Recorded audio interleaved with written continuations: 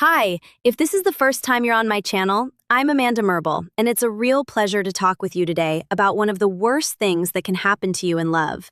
It's not that someone rejects you. It's not that someone tells you they don't feel the same way you do, because that obviously hurts. It disappoints you. It makes you feel bad, because rejection makes you feel that way. But it also lets you understand what's happening. It lets you get over it with time. It lets you move forward and open yourself up to other opportunities. So there are situations in love that are worse. One of them, without a doubt, is when someone wants to keep you around, but not to actually be with you. And no, it's not your imagination. You're not making up a story in your head. Even though that person, when things get serious, often wants to make you believe that's the case. They free themselves, right? I told you I don't want anything serious. I told you I'm not looking for anything. I told you that right now I can't offer you anything. I told you I don't feel the same way you do. What they don't add to that speech is everything else they also tell you. That you're special. That who knows what tomorrow holds. What that speech leaves out is what they do when they notice you're pulling away. And yes, it's not a coincidence that when you get a little distracted, when you make an effort to go out into the world a bit, that person contacts you, looks at your stories, likes your posts. Maybe they want to see you then. Maybe suddenly they don't know what they feel. No, it's not a coincidence. That person is working to keep you around. They want to keep you there. There are people out there who pretend not to, who say no in words, who give the impression of, I've always been very honest. But the reality is they're sabotaging you. Why? Because they're stopping you from being able to meet someone who actually is willing to put in what's needed so you can build something that at least makes you feel good about yourself and happy. Because in a relationship where the other person doesn't reciprocate, I can't even feel good about myself.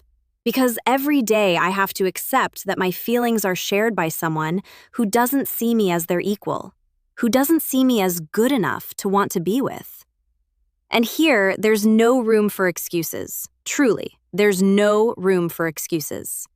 So when we think that person, when we notice that person is trying to hold on to us, and that's why they want us around, we think, well, there must be feelings there. That person likes us more than they want to admit. Maybe they're even in love with us, but can't admit it for whatever reason. We'll talk about that in a moment. But that's not what's happening. I'll grant you that. So what's the issue? The problem is that we constantly go back and forth because we only consider two options, and usually it's neither of them. Our brain weighs whether that person isn't trying to keep us around at all, in which case they don't feel anything for us, and in those moments when we lean toward that, we understand, okay, I have to let this go. I can't keep giving all my time to a person who's showing me they don't feel anything. But then they do things that make me think, wow, this person seems like they don't want me to leave their life. They seem to want me to stay. So if they want me to stay, that means they have feelings, right? And no, it's not true that they don't want you there because they don't feel anything. And it's not true that they want you there because they do feel something. Usually, yes, they do want you there, but not because they feel something. It's because, selfishly, they want to know you're there because you make them feel better about themselves, about their self-esteem, through your validation. Sometimes because they feel lonely and want your affection when they need it. Sometimes they want physical contact with you. You know what I mean. But really, it comes down to the saying, nobody turns down something sweet. In other words, it makes me feel better about myself. It boosts my status, my ego, my self-esteem, knowing you're there. Why would I want to avoid that, especially if it doesn't cost me much effort to keep you from leaving? People. Not everyone out there is a good person. Not everyone has enough ethics, values, conscience, or empathy to stop for a second and think clearly. To stop being self-absorbed, and instead of asking, how does it make me feel that this person is around, ask, how does it make me feel if this person moves on? I don't feel like it. I wouldn't like to see someone else benefit from what I'm not taking advantage of myself. I like knowing I can count on this person when I want to. They entertain me sometimes, they're fun, I like being intimate with them. So I'm going to make sure I won't commit to a relationship, but I like it when they say sweet things to me.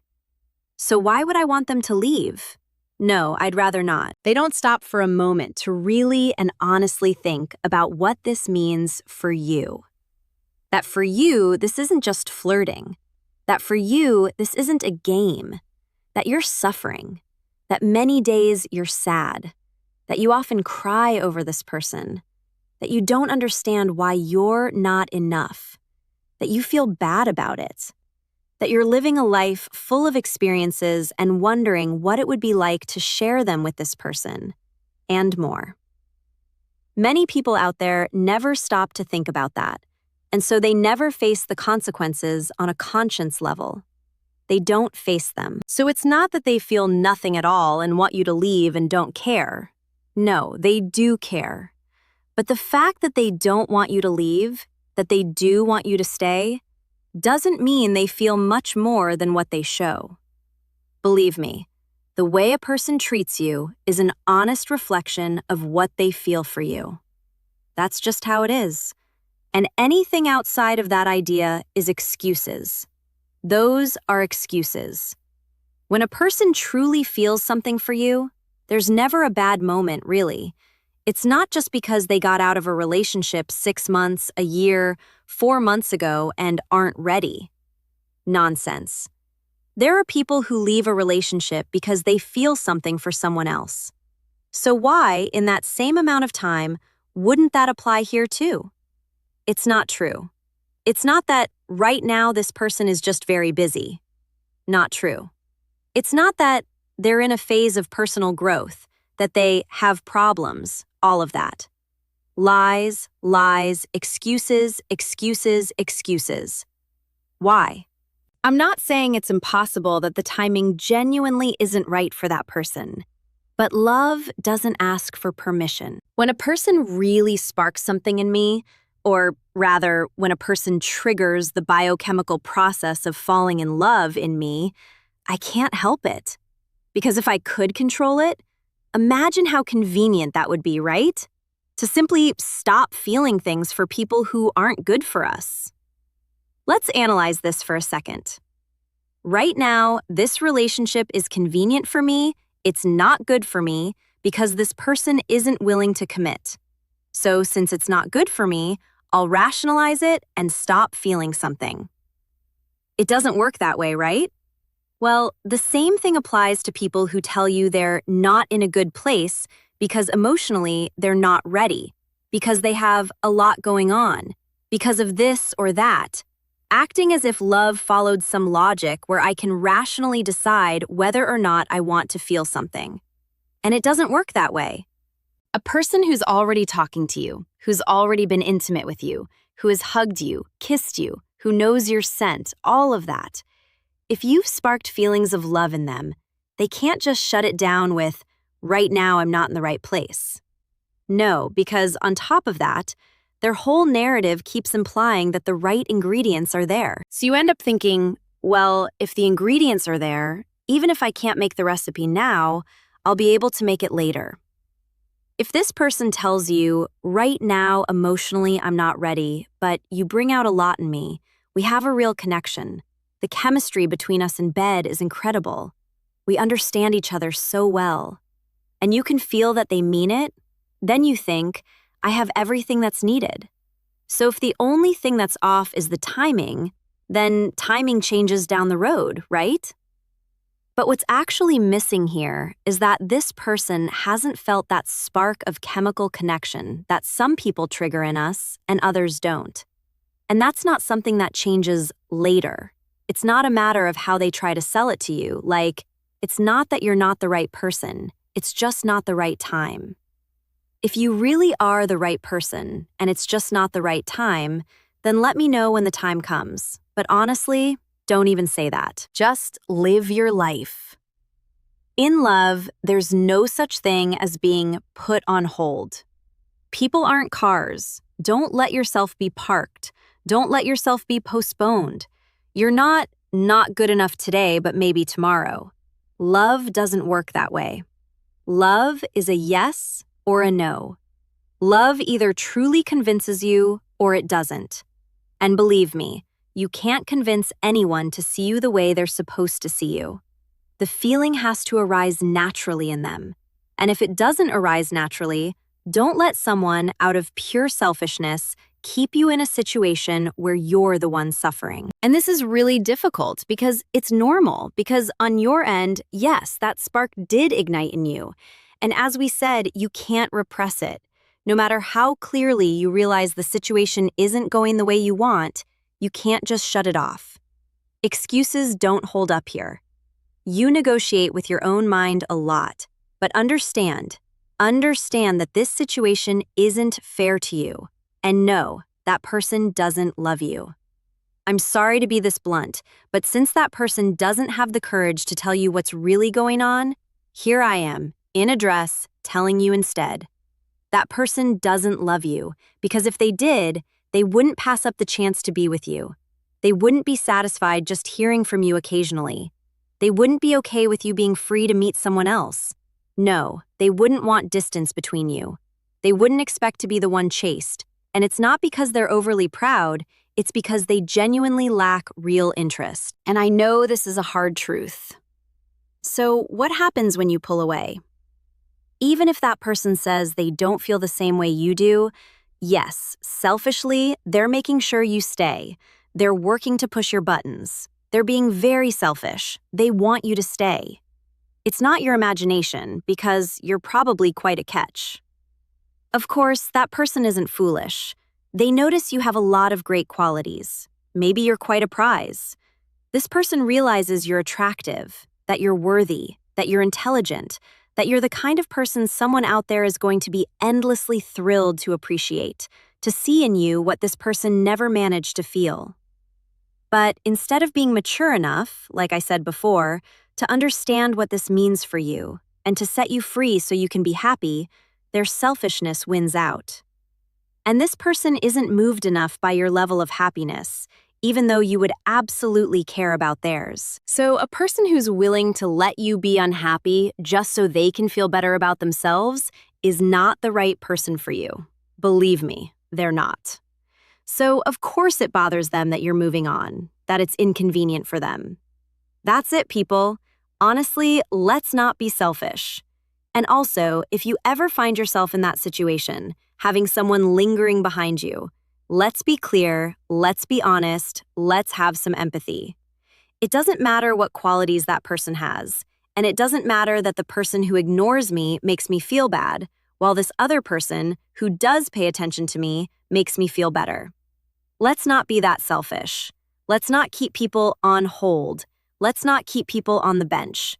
Every person's life is valuable, and love is a serious matter, because people suffer terribly because of it, and we have to be responsible about that, to have emotional responsibility. Every day, people have less and less emotional responsibility, and the excuse they hide behind is, everyone does this. Everyone plays games. It reminds me of that phrase mothers used to say, if all your friends jumped off a bridge, would you too? Well, no, let's not be the person who just follows the herd. Let's make a difference, for the better. Let's be the person who communicates with assertiveness and honesty. Let's be the person who has the courage to walk away when they're not valued, but who also sets people free when they don't feel what they're supposed to feel. Not through ghosting, not by showing a lack of decency, no, but with respect, explaining what's going on, even if the other person gets upset about it. You can't control how others react, but when your own conscience is at peace, believe me, that matters too. So really, if today you're in one of those strange relationships where someone hurts you, but at the same time, to cope with the situation, you're also keeping other things going on the side, because that happens too. And sometimes people come to me and say, Amanda, I was feeling so bad. I was about to message him/her, but in the end, I ended up texting so-and-so instead. And I think, who's so-and-so?